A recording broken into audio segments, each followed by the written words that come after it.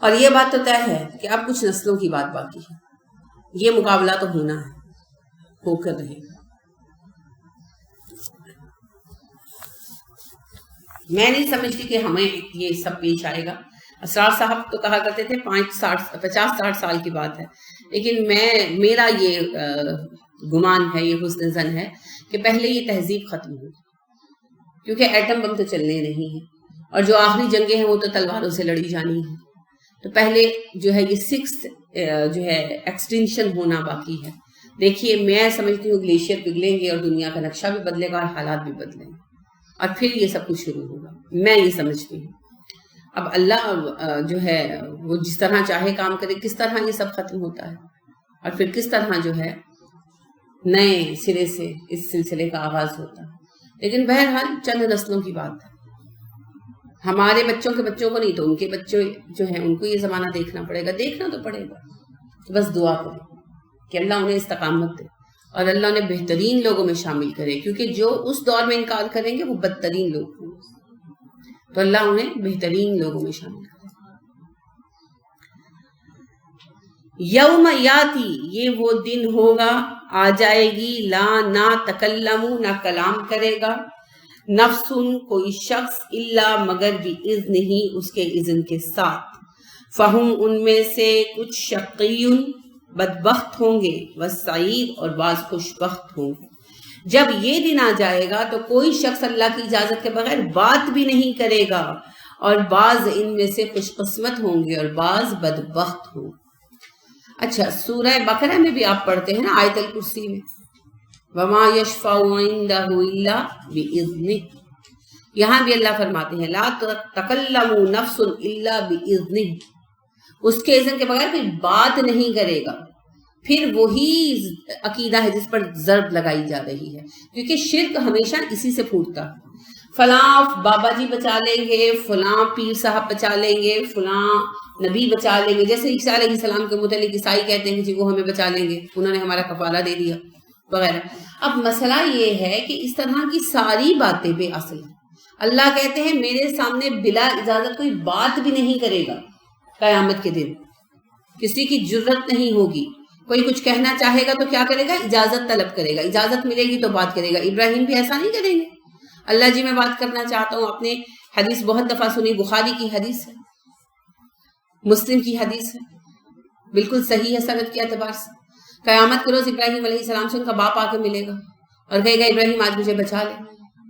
ابراہیم علیہ السلام اللہ سے فریاد کریں گے، کہیں گے اللہ جی میرے والد کے بارے میں میری عرض سن لیجیے، مگر اللہ بات نہیں سنیں گے۔ اللہ کہیں گے ابراہیم اس کے متعلق مجھ سے کوئی بات مت کر، یہ ظالم ہے اور میرا دشمن ہے، اپنے بائیں طرف دیکھ۔ تو ابراہیم پلٹ کر دیکھیں گے بائیں طرف، جہاں ان کا باپ کھڑا ہوگا وہاں ایک سیاہ رنگ کا بجو کھڑا ہوگا، جسے فرشتے پچھلی ٹانگوں سے گھسیٹ کر جہنم میں پھینک دیں گے۔ یعنی بات کی اجازت نہیں ملے گی ابراہیم علیہ السلام کو۔ اللہ کہیں گے اس کے متعلق بات مت کریں ابراہیم، یہ میرا دشمن ہے۔ اور یہ وہ ابراہیم ہے کہ نبی صلی اللہ علیہ وسلم فرماتے ہیں کہ جب سب قبروں سے اٹھائے جائیں گے تو بے لباس ہوں گے، سب سے پہلے ابراہیم کو لباس پہنایا جائے گا، پھر مجھے پہنایا جائے گا۔ ابراہیم علیہ السلام کی کرسی اللہ کے تخت کے دائیں جانب لگائی جائے گی، اور میری کرسی اللہ کے تخت کے پائے کے پاس لگائی جائے گی۔ یعنی آپ خود کہتے ہیں، اور وہی ابراہیم جب کہیں گے اللہ جی اس بندے کے بارے میں، میرے باپ کے بارے میں میری بات سن لے، تو اللہ کہیں گے ابراہیم اس کے متعلق بات نہیں کرنی، اور ابراہیم نہیں کریں گے۔ اور یہاں ہم سمجھتے ہیں کہ جی ہر بابا جی جو ہے وہ ہر کسی کی بخشش کے لیے اڑ کے بیٹھ جائیں گے، کوئی کسی کے لیے نہیں اڑنے والا بھائی۔ اس دن تو جس کو پروانہ ملے گا وہ خوشی خوشی جائے گا، میں جاؤں تمہارا اللہ مالک ہے، کوئی کسی کے لیے نہیں رکنے والا، کوئی بھی نہیں۔ بعض بدبخت ہوں گے، بعض خوش بخت ہوں گے۔ یہ بدبختی خوش بختی کیسے آئے گی؟ اعمال سے۔ یاد کریں جب حضرت موسیٰ علیہ السلام کو کہا لوگوں نے تم لوگ منحوس ہو، موسیٰ تمہاری نحوست ہے ہم پر، اللہ نے کہا ان سے کہو تمہاری نحوست ہے تمہارے گلوں میں لٹکی ہوئی۔ کیا ہے گلوں میں؟ ہمارے اعمال نامے۔ تو اعمال کے سوا کسی چیز کی کوئی نحوست نہیں ہوتی۔ نبی اکرم صلی اللہ علیہ وسلم نے کہا نا، نحوست اگر ہوتی تو 3 چیزوں میں ہوتی۔ کن میں؟ جی گھر میں، عورت میں اور سواری میں۔ لیکن سواری گھوڑا ہی، لیکن ان میں بھی نہیں ہے، ٹھیک ہے؟ تو نحوست نہیں ہے نا، کسی چیز میں نہیں ہے، کوئی چیز منحوس نہیں ہوتی. منحوس صرف ایک چیز ہوتی ہے، برے اعمال. برے اعمال کی نحوست پیچھا نہیں چھوڑتی آسانی سے. ٹھیک ہے، جیسے والدین کی نافرمانی سزا ملتی ہے، یتیم کا مال کھا جانا. لوگوں کی بد دعائیں اثر کرتی ہیں. نبی کریم صلی اللہ علیہ وسلم نے کہا نا مظلوم کی بد دعا سے بچو. اللہ کے عرش اور مظلوم کی بد دعا کے درمیان کوئی چیز حائل نہیں ہوتی. یعنی میں اکثر یہ سوچتی تھی اور الحمدللہ میرے دل پہ یہ جواب اللہ نے اتارا کہ کیوں جب رسول اللہ صلی اللہ علیہ وسلم نے کہا کہ عمر بن خطاب اور عمر بن حشام میں سے ایک عمر کو مسلمان کر دے، تو وائی عمر بن خطاب، عمر بن حشام کیوں ریجیکٹ ہو گیا؟ حالانکہ عمر بن حشام زیادہ بااثر تھا. آپ نے دعا مانگی تھی نا ایک مسلمان انسان کو شوکت ملے، تو وہ زیادہ بااثر تھا. اگر وہ مسلمان ہوتا جس کو ہم ابو جہل کے نام سے جانتے ہیں تو زیادہ فائدہ ہوتا نا بظاہر اسلام کو.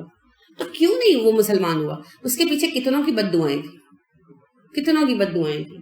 یعنی آپ دیکھیں کہ جب حضرت عمار کے سامنے ان کے والد اور والدہ پر وہ تشدد کرتا تھا، ان کو باندھ دیتا تھا، تشدد کرتا تھا، پھر مار دیا آخری کار، تو عمار کے دل سے کیسی آہیں نکلتی ہوں گی نا ڈیفینیٹلی.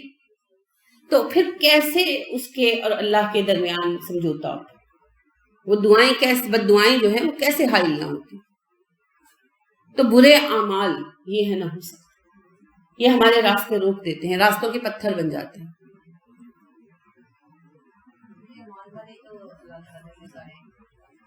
جی ہاں، ہمیشہ بدر میں بھی. اور آپ دیکھیں کہ حضرت موسیٰ کے پیچھے جو لشکر ڈبویا گیا وہ سب سے زیادہ سرکش لوگوں کا تھا نا. پوری قوم تھوڑی کپتی مار دی گئی، کپتی تو بڑے عرصہ جیتے رہے.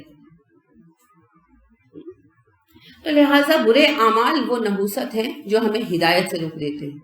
جیسے آبا پرستی، تعصب، تکبر ہدایت سے روک دیتا ہے نا ہمیں. تو برے اعمال نحوست ہوتے ہیں. تو قیامت کے روز بھی جو لوگ برے اعمال پائیں گے وہ بدبخت ہوں گے. کس طرح؟ جنت نہیں پائیں گے. اور جو نیک اعمال لے کر آئیں گے وہ خوش بخت ہو جائیں گے. کیسے؟ جنت پا لیں گے. سادہ سا فارمولا ہے، یہ راکٹ سائنس نہیں. تو یہ بدبختی اور یہ خوش بختی یہ نامہ اعمال میں اس طرح نہیں لکھ دی گئی کہ بھئی فلاں بدبخت پیدا کیا گیا، فلاں خوش بخت پیدا کیا گیا. نہیں، اللہ نے نامہ اعمال اپنے علم کی بنا پر لکھا ہے، حکم نہیں لکھے اپنے. اللہ جانتے ہیں کہ یہ بدبختی کے ہی کام کرنے والا ہے، یہ خوش بختی کے کام کرے گا، لیکن موقع پورا دیا. ہم جو کرتے ہیں اپنے اذن، اپنے اختیار، اپنی مرضی سے کرتے ہیں. اللہ ہمیں روکتے نہیں. پھر ان اعمال کی بنا پر کیٹاگرائز کرتے ہیں، یہ جنتی، یہ جہنمی، یہ خوش بخت، یہ بدبخت، تو شقی بنیں گے یا سعید، ہم خود اس کا فیصلہ کریں گے. ہاں، اللہ سے مدد ضرور آتی ہے. جس راستے پر چلنا چاہیں اس کے لیے ہم اللہ سے جب ذرائع مانگتے ہیں یا اس کے لیے ہم کوششیں کرتے ہیں تو اللہ مدد دیتے ہیں. تو اللہ سے مدد مانگیں، اللہ سے دعا کیا کریں، اللہ سے بار بار توفیق طلب کریں، تو انشاءاللہ توفیق ملے گی. اور پھر روز قیامت سعید لوگوں میں بھی ہوں گے.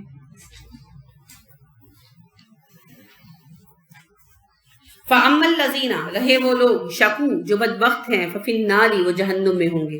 لَهُمْ فِيهَا اس میں ان کے لیے ہوگا زفیرن چیخ و پکار، و شہیقن اور دھاڑنا. رہے وہ لوگ جو بدبخت ہیں تو وہ جہنم میں ڈال دیے جائیں گے جہاں وہ چیخیں گے، دھاڑیں گے. یعنی تکلیف کی شدت سے نا، تکلیف کی شدت کی وجہ سے شور مچائیں گے، چیخیں گے، ایک دوسرے کو برا بھلا کہیں گے، چیخ چیخ کر دھاڑنا اس کو کہا گیا. خالدین فیہا ہمیشہ اسی میں رہیں گے. ما دامت السماوات والارض تب تک جب تک زمین و آسمان قائم ہے. اب یہ زمین و آسمان کو اس سے مراد ہو نہیں سکتے کیونکہ یہ تو ختم ہو جانے ہیں اور قیامت کے روز نئے زمین و آسمان ہیں. تو یا تو آخرت کے زمین و آسمان مراد ہے جو ہمیشگی کے لیے ہیں، یا پھر اس یہ محض ایک محاورہ ہے عبد کو ظاہر کرنے کے لیے، عبدیت کے اظہار کے لیے ہوتا ہے نا یہ محاورہ. جب تک دنیا قائم ہے، جیسے سہنی دھرتی اللہ رکھے قدم قدم آباد تجھے، جب تک ہے یہ دنیا دیکھے دنیا باقی ہم دیکھیں آزاد تجھے. یہ محاورہ تن ہے کہ قیامت تک تو آزاد رہے. تو یہاں ہو سکتا ہے محاورتن کہا گیا ہو کہ جب تک زندگی ہے تب تک یہ جہنمی ہے. الا ما شاء ربک سوائے اس کے کہ تیرا رب ہی کچھ اور چاہے. یعنی رہنا انہوں نے جہنم میں ہے، انہیں وہاں سے کوئی نہیں نکال سکتا. یہاں پھر توحید کی بات آ گئی، اللہ کے سوا کوئی نہیں ہے. اگر اللہ ہی نظر ثانی کرنا چاہے، کسی کو جہنم سے نکالنا چاہے تو اس کی مرضی، اس سے کوئی بالا تر نہیں ہے. کوئی آ کے یہ کوشچن نہیں کر سکتا کہ اس جہنمی کو معاف کیوں کر دی. इन्ना बेशक रब्बा का तेरा रब फआल करता है लिमा जो युरीदु चाहता है, बेशक तेरा रब जो करना चाहता है करता है। फाइल का मुबालिगा है फआल, वही करता है जो वो करना चाहता है। कौन है जो रोक सके? उस पर कोई और ताकत मौजूद नहीं है। फिर देखिए सूरह इखलास को, इसे सूरह तौहीद ऐसे ही नहीं कहते। कुल हुवल्लाहु अहद अल्लाहुस समद लम यलिद वलम यूलद वलम यकुल लहू कुफुवन अहद। ये वही अकीदा है, वलम यकुल लहू कुफुवन अहद। कोई नहीं है जो हमसिरी हो, करने वाला हो, कोई सवाल करने वाला नहीं, वो जो चाहता है करता है। वअम्मल लज़ीना सुईदू, और वो लोग जो खुशकिस्मत साबित होंगे, फफिल जन्नती, जन्नतों में जाएंगे, खालिदीना फीहा, हमेशा रहेंगे जन्नतों में, मा दामतिस समावातु वल अर्ज़ु, जब तक कायनात रहेगी, हयात रहेगी, वो जन्नतों में रहेंगे। मैंने कहा था ना आपसे कि हमेशा की जिंदगी तो मिल जानी है, बस ये देखना है जाने कहाँ वाले हैं, मेहमानी के घर में या जेल खाने में, क्योंकि ये ऐलान हो जाएगा, या अहलल जन्ना या अहलन नार खुलूदुल ला मौत, अब हमेशगी है, मौत नहीं आएगी। इल्ला माशा रब्बुका, सिवाय इसके कि तेरा रब ही कुछ चाहे, यानी अहले जन्नत भी अल्लाह की मलकियत है, अल्लाह ने उनको हमेशा की जन्नत दी है। अगर अल्लाह चाहे तो फैसला बदल सकता है किसी के लिए, कुछ भी और कर सकता है, तेरे रब को रोकने वाला कोई नहीं है। इस बात का मकसूद ये नहीं है कि जन्नत और जहन्नुम खत्म किए जाएंगे, इस बात का मकसूद सिर्फ ये बताना है कि अल्लाह जिसके लिए जो फैसला करना चाहे कर सकता है, कोई रोकने वाला नहीं है, कोई हमसर नहीं है। जब है नहीं तो पुकारते किसको? अताअन गैर मजदूज, ये बख्शिश है तेरे रब की, ला जवाल, खत्म ना होने वाली, जीम जाल जाल, जब होता है खत्म होना, कटना, अलग होना, उसी से गैर मजदूज, ना खत्म होने वाली, ना कटने वाली। जन्नत तो एक नेमत है जो कभी जवाल पजीर नहीं होगी, तेरे रब की अता है जो कभी अल्लाह वापस नहीं लेगा, कभी नहीं लेगा। लेकिन अल्लाह बता ये रहे हैं, चाहूं तो ले लूं, कोई सवाल करने वाला नहीं, किसी की जरूरत नहीं है, मुझसे कौन पूछेगा। अल्लाह कोई सवाल, कोई फैसला अंधाधुंध नहीं करते, लेकिन अल्लाह कहते हैं अगर मैं कोई अंधाधुंध फैसला करूं तो कौन रोक सकता है। मकसूद वही बात समझाना है, मैं हूं, मेरे सिवा कोई नहीं है, कोई नहीं। और बाकी जन्नत तो अल्लाह कहते हैं मेरी अता है, और कैसी अता है? गैर मजजूज, कभी मुनकता नहीं होगी, कभी वापस नहीं ली जाएगी, कभी उसको जवाल नहीं आएगा, फॉरएवर। जैसे कहानियों के आखिर में आता है ना, they live happily ever after, वो सिर्फ जन्नत में होना है, दुनिया में कोई हैप्पीली नहीं रह सकता एवर आफ्टर। कभी खुशी और कभी परेशानी, ये तो चलता रहता है। उदासियों का सबब क्या कहें बजुज इसके, उदासियों का सबब क्या कहें बजुज इसके, ये जिंदगी है, परेशानियां तो होती है ना, तो जिंदगी तो ऐसे ही चलेगी, हैप्पीली एवर आफ्टर, सिर्फ जन्नत में, सिर्फ जन्नत। ये है अताइन गैर मजजूज, ना खत्म होने वाली, ना ढलने वाली नेमत, तो वो जन्नत में मिल जानी है। कोशिश इसकी नहीं करनी चाहिए हमेशा की जिंदगी मिल जाए, हुस्न लाजवाल मिल जाए, कोशिश इस बात की करें जन्नत मिल जाए, सब कुछ मिल जाएगा। लाजवाल जिंदगी, लाजवाल हुस्न, लाजवाल जवानी और लाजवाल नेमतें। वहां आप अपने शौक से कपड़े बदलेंगे, इस वजह से कपड़े नहीं बदलेंगे कि ये तो पुराना लगता है, क्योंकि वहां कुछ पुराना नहीं होगा। वहां महज अपनी ख्वाहिश के लिए आप कोई डिफरेंट खाना खाएंगे, इसलिए नहीं खाएंगे कि किसी खाने से बेजार हो गए हैं, क्योंकि खाना जो है वो कभी उसकी लज्जत खत्म नहीं होगी किसी चीज की।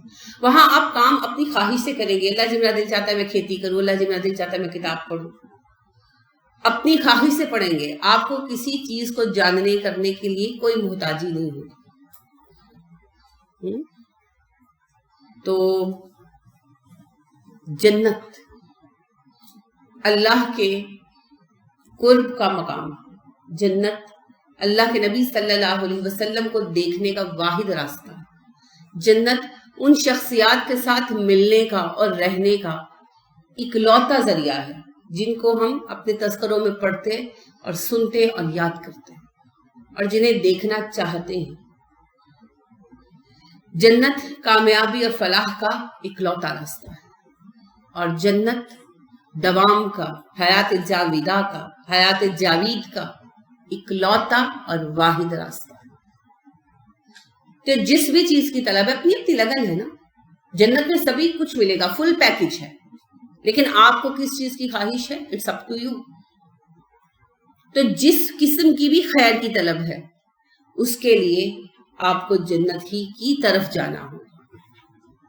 دنیا میں تو جو کچھ بھی ہے آخرے کار چھوڑنا پڑے گا، تو ہمیشہ کی نعمتوں کے لیے پھر جنت میں جانا پڑے گا۔ تو جنت کے لیے کوشش کریں، اور نبی صلی اللہ علیہ وسلم نے کہا الا صلت اللہ الفمینا، الا فلت اللہ الجنہ، خبردار اللہ کا سودا مہنگا ہے، خبردار اللہ کا سودا جنت ہے۔ اور آپ نے یہ بھی کہا مجھے جنت دکھائی گئی اور وہ ناپسندیدہ باتوں اور تکلیفوں سے ڈھانپ دی گئی ہے، اور مجھے جہنم دکھایا گیا اور وہ خواہشات اور پسندیدہ چیزوں کے ساتھ ڈھانپ دی گئی۔ یعنی اگر اپنی خواہشات کے راستے پر چلو گے جہنم میں گرو گے، اور اگر اللہ کی رضا پہ چلو گے، بے شک تنگی تکلیف آ رہی ہے اسے برداشت کرو گے تو جنت پاؤ گے۔ اور آپ نے یہ بھی کہا کہ میں نے کسی جنت کے طلبگار کو اور جہنم سے بچنے کے خواہش مند کو رات بھر سوتے نہیں دیکھا۔ تو اپنی لگن ثابت کریں۔ سورہ توبہ پڑھی ہے، اللہ نے کہا جب آپ اب واپس آئے ہیں، یہ لوگ آپ سے آ کر کہتے ہیں ہم چلنا تو چاہتے تھے لیکن جا نہیں سکے، یہ جھوٹ بول رہے ہیں، کیونکہ کہہ کر اللہ نے اس کی ریزن بتائی۔ کیا ریزن بتائی؟ دلیل کیا دی ان کے جھوٹ کی؟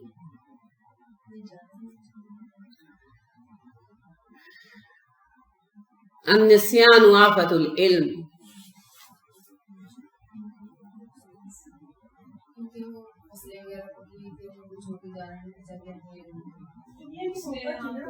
میں نے آپ سے ریزن نہیں پوچھی ان کے نہ جانے کی، میں نے ان کے جھوٹے ہونے کی دلیل پوچھی ہے۔ سوال گندم جواب چنا کا کھیل نہیں کھیلنا میرے ساتھ۔ جی ہاں، اللہ نے کہا انہوں نے تیاری نہیں کی، جانا ہوتا تو تیاری کر کے رکھتے، بغیر تیاری کے کیسے کہہ رہے جانا تو تھا رہ گئے۔ تو اگر جنت چاہیے ہے، جہنم سے بچنا ہے، تو ہمیں بھی تیاری تو کرنی ہے نا۔ اگر ہم سوئے پڑے ہیں سکون سے اور نہ ہم سے روزہ ہوتا ہے، نہ ہم سے نماز ہوتی ہے، نہ ہم سے تہجد ہوتی ہے، اور ہم کہتے ہیں نہیں جی میں تو روز دعا کرتی ہوں اللہ جی مجھے جنت کے اعلیٰ درجے دے دیں، تو یہ بات سچی ہے یہ جھوٹی ہے؟ جھوٹی ہے بھیا، سچی کیسے؟ جھوٹی ہے۔